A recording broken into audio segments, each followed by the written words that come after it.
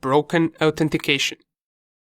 Just by its name, we can already assume what type of vulnerability this is and what it does. And this is one of the most common attacks and vulnerabilities in past years.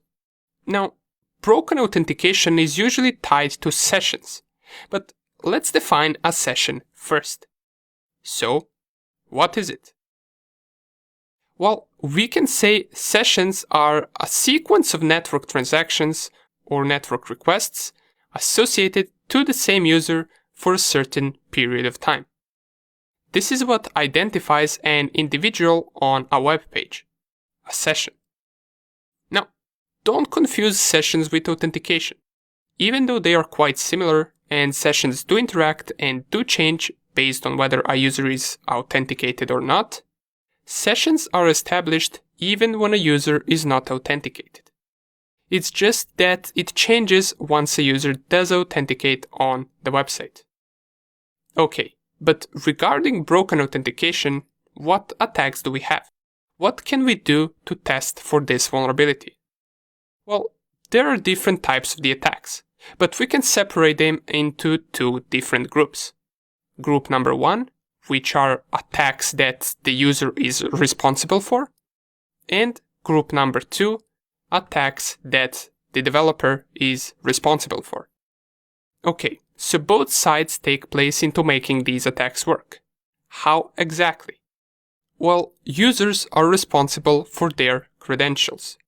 They're responsible for making their password as strong as it can be by adding numbers, characters, upper and lower case letters. However, usually this isn't the case, and they choose an easy password that has a meaning to them. We can target this with attacks like brute force of the credentials. We can brute force usernames, passwords, security questions, and anything that we need to get into an account. These type of the attacks we will cover in the next section. However, in this section, we're more interested in covering mistakes in website configuration that allows us to steal a session.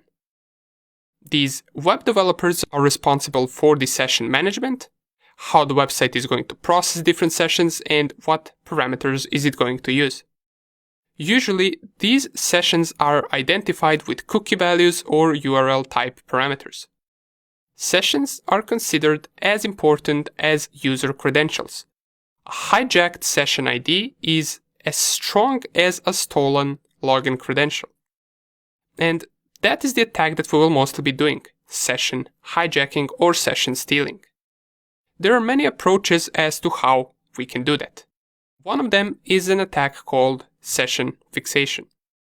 The main idea behind this attack is that the attacker predetermines the session ID that the victim will use.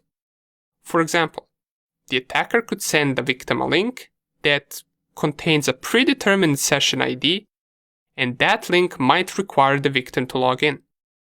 After they log in, the attacker can then use that session ID to impersonate the victim after the victim logs in.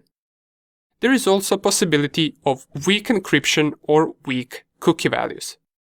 It can be that the website transmits the passwords in plain text or in a weak encryption that can easily be reversed. This is also a point of attack for hackers. Credentials should have best encryption possible since they are the main things keeping someone to have an unauthorized access to another person's account. Same goes with cookie values. They have to be random and unpredictable. Now, different examples of broken authentication attacks we're going to see in this section, while brute force attacks and similar we will do much more in the next section. So get ready and let's get straight into practical examples.